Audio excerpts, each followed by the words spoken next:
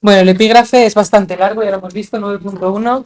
Alfonso XIII, crisis del sistema político de la Restauración, partidos dinásticos y las fuerzas políticas de la oposición, republicanos, nacionalistas, socialistas y anarcos sindicalistas. Lo que hemos leído hasta ahora habría sido la primera parte, hablando hasta partidos dinásticos. Así que vamos con ello. Si queréis mirar el título completo del epígrafe, lo tenéis en el aula virtual, ¿vale? Yo ya empiezo. Bueno, Alfonso XIII es un rey controvertido. Es un poco similar a cuando hablábamos de Fernando VII, aunque desde luego es un rey distinto. Es un rey que empieza a gobernar joven, muy joven. Bueno, Fernando VII también había empezado a reinar joven y que no va a seguir la estela de su padre. Alfonso XII había sido un rey moderado, ¿no? Formado por Cánovas para que no fuera un rey intervencionista, ¿no? Que fuera un rey liberal al estilo inglés. Bueno, pues Alfonso XIII no lo es. Alfonso XIII es un rey intervencionista. Va a entrar en el gobierno, ¿vale? Va a participar del gobierno. Y sobre todo lo va a hacer defendiendo al ejército. Y el problema estaba en que el ejército muchas veces no estaba de acuerdo con las decisiones del gobierno. De manera que si el rey, que al final es el jefe del Estado y está por encima del gobierno, si el rey decide, cuando hay un conflicto entre ejército y gobierno, apoyar al ejército, pues el gobierno se ve debilitado. Y eso es lo que va a pasar numerosas veces con Alfonso XIII. Bueno, hay muchas tiras o dibujos satíricos sobre Alfonso XIII. Aquí lo habéis sentado sobre los derechos de la ciudadanía. Pone ahí, derechos de ciudadanía. Y esta es la Constitución. Bueno, es un rey, como os digo, que tenía mucha personalidad y quería participar del gobierno. Bueno, él empieza a reinar con solo 26 años. En 1902, con lo cual se acaba la regencia y aquí es cuando empezaríamos con nuestro epígrafe. Estoy calculando 26 años. Si había nacido en el 86 y empieza en el... ¿Tengo bien puesto ese dato? A ver, si empieza en el... nace en el 86. 14 años más 2, no, con 16, claro, es que se me ha pasado, ya estaba diciendo yo. Con 16 años, ¿vale? No son 26, son 16 años. Nació en el 86. Bueno, empieza a reinar con 16 años porque, claro, es que yo sé que él empezó a reinar, se le adelantó la mayoría de edad. Le nombraron mayor de edad antes de tiempo para que se acabara la regencia de María Cristina.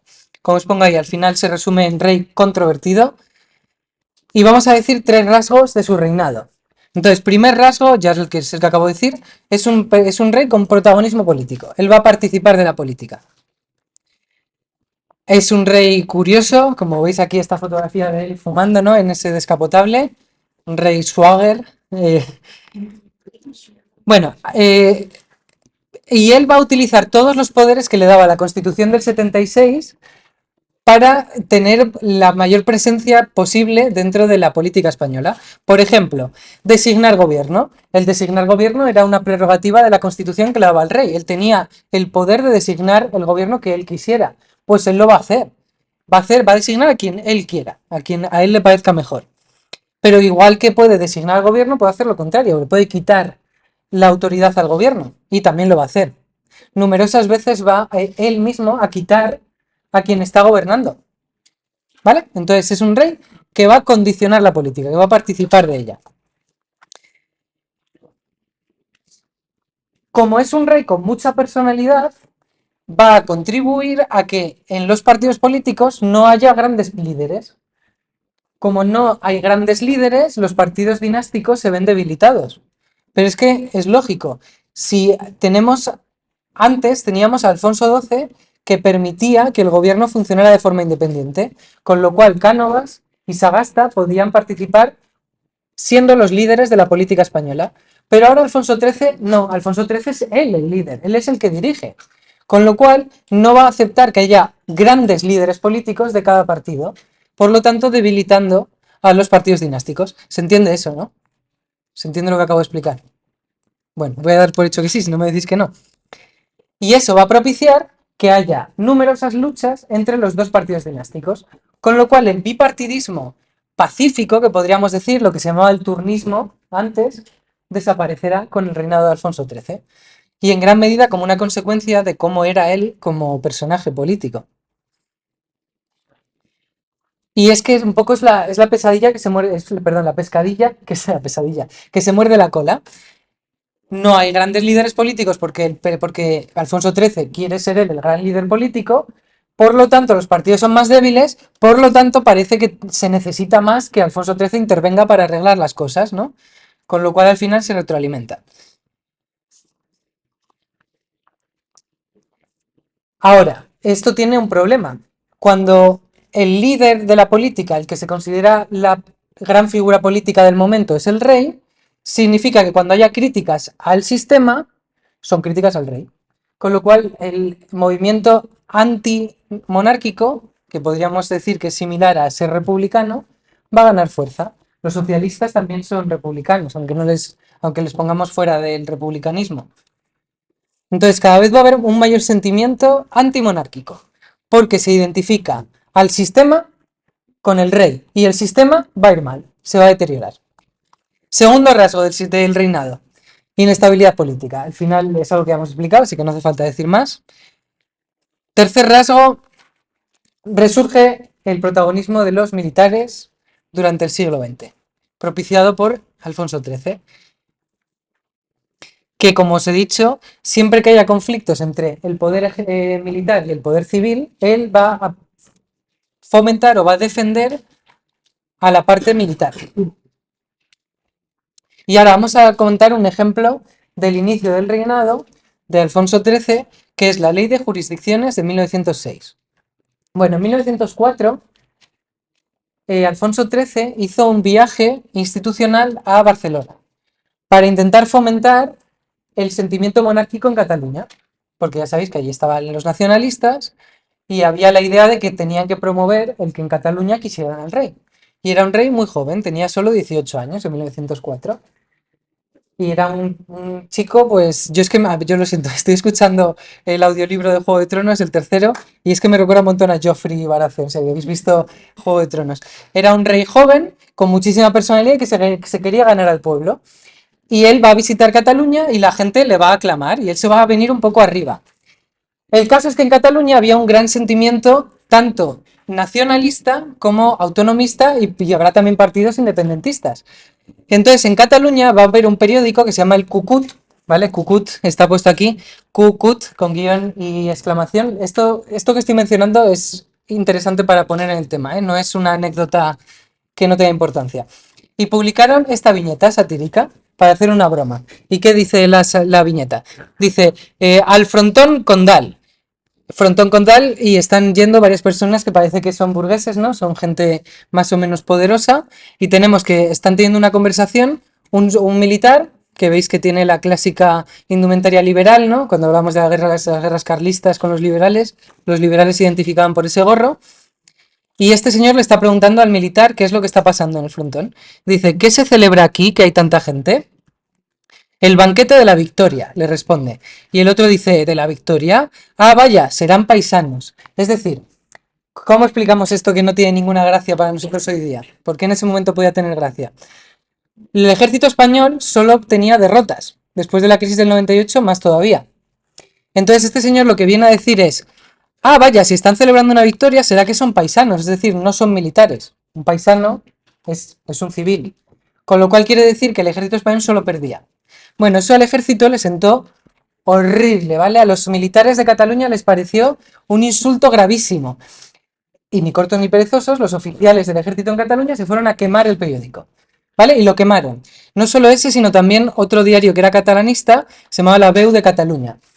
Y este conflicto llevó a que el gobierno, que era un gobierno de liberal, era del partido de izquierdas, entre comillas, pues quisieron como poner un poco, tratar el tema con mano izquierda, es decir, intentar controlar y poner en su sitio al ejército. No querían castigar, el gobierno no quería castigar duramente al ejército, pero tampoco quería el gobierno castigar duramente a los catalanistas. Querían que el problema se calmara. Pero el ejército, los oficiales y después los generales, los dos juntos, se van a unir en una especie de lucha anticatalanista, diciendo que hay que usar la mano dura, que hay que castigar a los catalanistas, que esto no se puede permitir, defendiendo que es un insulto a la patria, entendiendo que rey, patria y ejército son una misma cosa. Es decir, si tú te metes con el ejército, te estás metiendo con todo a la vez. Eso es lo que defiende el ejército. ¿Y el rey qué va a hacer cuando entren en conflicto el gobierno que quiere tratar el tema de forma suave y el ejército que quiere ser súper duro? ¿A quién va a beneficiar? Pues al ejército. Entonces el rey en 1906 va a apoyar al ejército y van a promover una ley que fue muy importante en España, que se llama la Ley de Jurisdicciones. ¿Qué dice eso?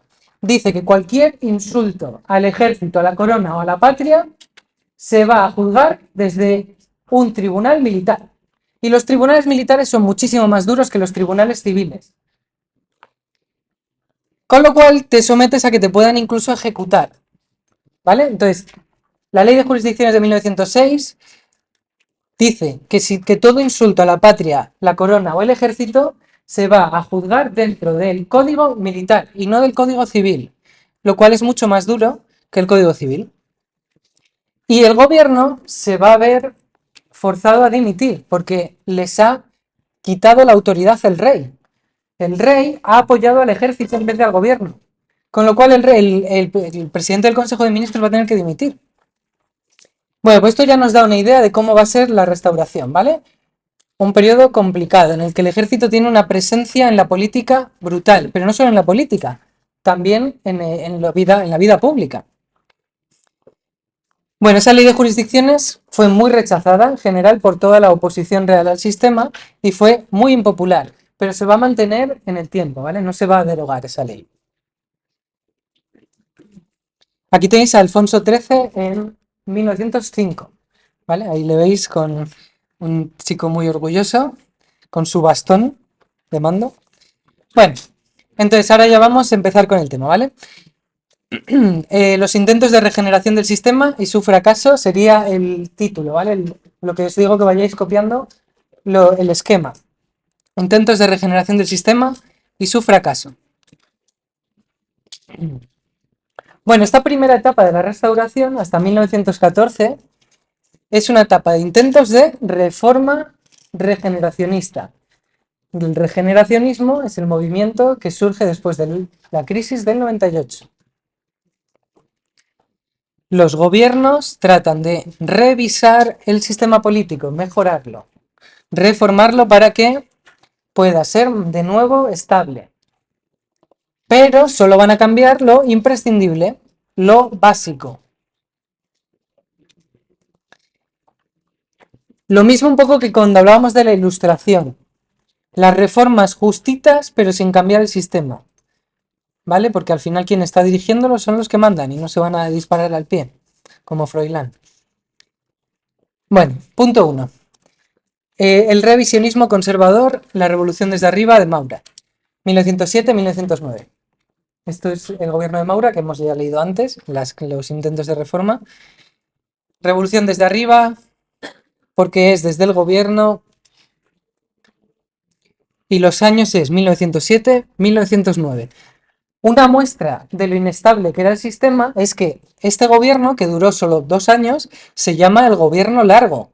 ¿Vale? Un gobierno largo son 2 años. Porque los gobiernos que había habido antes habían sido 13 gobiernos en solo 5 años, 1902-1907. Bueno, esa revolución desde arriba es reformar solo lo necesario, sin cambiar las bases fundamentales del sistema. Este señor que está aquí es Maura, ¿vale? Líder del Partido Conservador. Líder del Partido Conservador. Así que, ¿qué medidas van tomando? Ahora es 1.1, ¿vale? Como os digo, intentad no copiar toda la diapositiva, solo el esquema y lo que yo vaya señalando como importante. 1.1, medidas de carácter social y laboral. Bueno, el movimiento obrero, por un lado, y por otro lado, el regeneracionismo, hicieron que los gobiernos en la restauración vieran que era necesario mejorar las condiciones de vida de la gente, ¿no? El movimiento obrero es lo que buscaba, llamar la atención sobre las necesidades. Previamente, en el bloque anterior, hablamos de la Comisión de Reformas Sociales, que intentó proponer algunas nuevas leyes que mejoraran la vida de los trabajadores, como ley de accidentes de trabajo, ley sobre condiciones de trabajo de mujeres y niños, ley de descanso dominical. Bueno, con Maura la que tenemos que saber es la creación de 1908 del Instituto Nacional de Previsión. ¿Y por qué tenemos que saber eso? Porque el Instituto Nacional de Previsión más adelante se va a convertir en la Seguridad Social Española. ¿Vale? Instituto Nacional de Previsión. que luego será la seguridad social. La seguridad social sabéis que es esa institución que depende del Estado, que es estatal, que lo que gestiona es el dinero, los impuestos que pagamos para luego podernos jubilar, para poder tener derecho al paro, poder tener bajas laborales, ¿no? Todo eso es lo que hace la seguridad social. Bueno, entonces esto es el embrión, es de donde luego vendrá esa seguridad social. ¿Cuál era el objetivo del Instituto Nacional de Previsión? Mejorar la lamentable situación de los trabajadores. Ni siquiera existían las pensiones. Las únicas pensiones que había, una pensión, sabéis que es cuando te jubilas o cuando te quedas viudo o viuda o cuando eres huérfano, ¿no? Tienes una pensión, eso hoy día es lo que hay. Bueno, pues eso no lo había. Las únicas que había eran las de los sindicatos obreros. Bueno, entonces ellos en el Instituto Nacional de Previsión van a crear el retiro obrero, que no es el nombre oficial, pero es como se conoció. Que en realidad es como jubilarse, es una especie de jubilación. Era una fórmula legal que permitía que cotizaras cuando trabajaras, es decir, pagaras una parte de tu sueldo a este instituto para que después te pagaran de vuelta cuando ya no trabajaras, ¿no? Cuando dejas de trabajar y ya no te paga nadie, pues te paguen en base a lo que tú cotizaste. Bueno, en verdad es en 1919 cuando ese retiro se convierte en una baja real o eficaz, porque en 1919, pero esto no lo tenéis que poner, no lo pongáis, se hace que ese seguro de vejez se haga obligatorio, todo el mundo lo tenga que pagar, como hoy día es obligatorio, se añada una cuota del patrono, igual que hoy día, que una parte del sueldo de ese retiro te lo paga la empresa, no lo pagas tú de tu sueldo, y luego se añade un suplemento estatal, es decir, el Estado también te paga una parte de tu retiro, pero bueno, eso es más adelante. Otra ley que hace en el gobierno de Maura, esa revolución desde arriba, es la ley de huelgas. La ley de huelga llevaba redactándose muchísimo tiempo. Creo que son 8 años llevaban redactando esta ley. ¿Por qué creéis que llevaba 8 años redactándose? Porque era muy difícil de redactar, no sabían cómo hacerlo. No, no es porque no les interesaba que hubiera ninguna ley de huelga. Porque la huelga no interesa a las oligarquías, que son las que controlan el sistema de la restauración. Que esto lo entendéis, ¿verdad? No os estoy diciendo nada raro. Bien, bueno, pues en 1909 Maura decide que como hay que reformar el sistema, pues va a crear esa ley. Entonces se trata de regular el derecho a la huelga, pero no por defender los derechos de los obreros, ¿eh? No os penséis que es por eso, sino que es para evitar los perjuicios, es decir, las cosas negativas que tenía sobre el empresario. Como por ejemplo, obligar a avisar con antelación cuando hay una huelga. Esto hoy día también sigue existiendo y en cierta medida tiene lógica. Hay que avisar de, oye, mira, este día va a haber huelga. No puedes hacer la huelga sin avisar previamente porque el empresario tiene derecho a preverlo y organizarse. Garantizar la libertad de elección de los trabajadores a seguir, pero también a no seguir. ¿Sabéis lo que es un esquirol, no? Un esquirol es una persona que no secunda la huelga. Cuando se convoca una huelga y hay alguien que decide que no quiere seguir la huelga y que quiere trabajar, eso genera conflictos entre quien ha seguido la huelga y quien no. Y se llama como una especie de insulto esquirol a la persona que no hace la huelga. Pero bueno, vamos, simplemente os lo cuento como anécdota de vida, ¿vale? Para que lo sepáis cuando... Bueno. También sanciones para quien no respete el procedimiento. Hay que pagar una multa. Pero, como es lógico, si tú lo que quieres es ir en contra del sistema, pues lo que vas a hacer es no seguir la ley. Porque lo que te interesa es dañar al quien manda, no hacerle unas caricias como, ay, mira, me estás maltratando, vamos a hacer una huelga, ¿vale? No, a ver, tú lo que quieres es quejarte. Entonces, muchas veces no se va a seguir ese procedimiento. 1.2. Ley de Reforma Electoral de 1907. Ley de Reforma Electoral. Esta ley es una ley que nos muestra muy bien cómo fue la revolución desde arriba de Maura. ¿Por qué? Porque la intención era mejorar el sistema. La intención sincera era intentar controlar el caciquismo, es decir, hacer un poco más democrático el sistema. ¿Vale? Controlar el caciquismo, hacer un poco más no fraudulento, un poco más sincero el sistema de la restauración. Pero la consecuencia va a ser distinta. Entonces vamos a hablar ahora de qué efectos negativos tuvo esa ley de 1907. Bueno, se hace que el voto sea obligatorio, es decir, todo el mundo tiene que votar. Esto es un poco ridículo desde nuestro punto de vista actual, porque si no quieres votar, no votas. Bueno, por qué obligan a que la gente vote?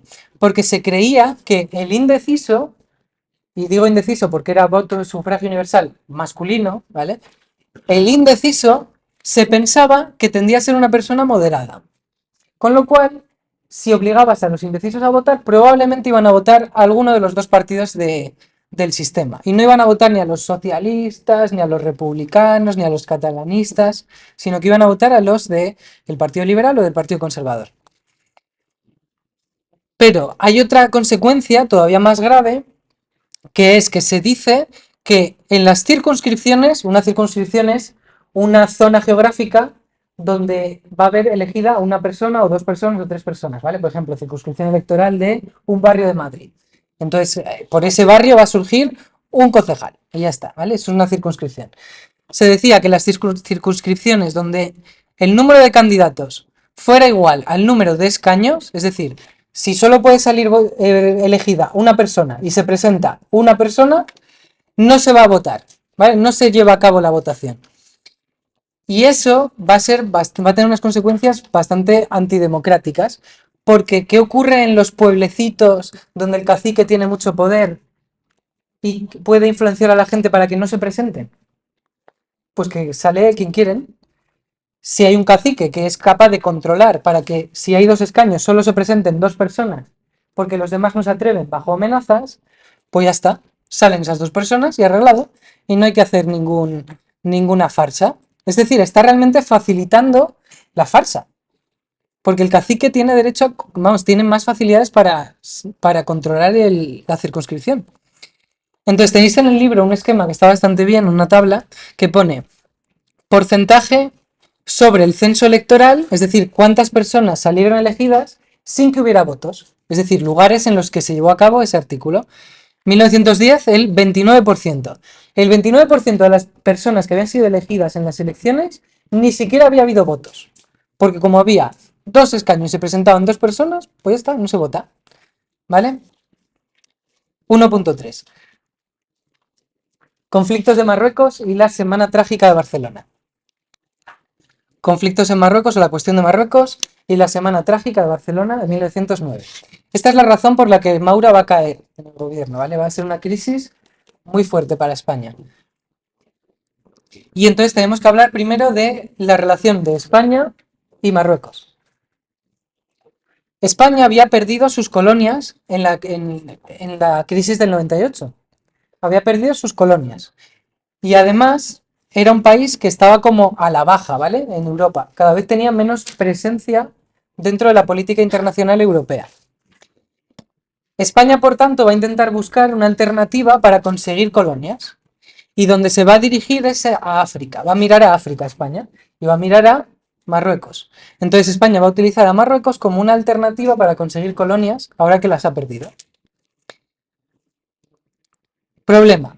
Marruecos era una zona de influencia francesa, ¿vale? Entonces ¿cómo decirlo? La repartición o el reparto español va a estar condicionado por Francia. Va a tenerse que llevar acuerdos con Francia. Y el aliado de Francia, desde 1904, con la Entente Cordial, ¿os acordáis de cuarto de la ESO de esto, de las alianzas antes de la Primera Guerra Mundial? Bueno, la aliada de Francia era Reino Unido, ¿vale? Desde 1904 era Reino Unido. Entonces, si querías acordar algo con Francia, probablemente también tienes que hacerlo con Reino Unido. Entonces, España consigue una declaración franco-británica, como os digo, de los dos aliados, para reconocer los intereses españoles en la costa mediterránea de Marruecos. Entonces, ¿cómo quedaba el mapa? Bueno, este mapa no es exactamente de 1904, pero no pasa nada, nos sirve un poco para verlo. Las zonas en naranja sería la zona que se considera de protectorado español, ¿vale? Es lo que España va a conseguir como territorio reconocido en el que puede ejercer como potencia colonial, ¿vale? Como metrópoli colonial, mientras que el resto es de Francia. Bueno, ¿dónde se firma esto? Este es el año que tendríais que mencionar. 1906, el próximo día seguimos.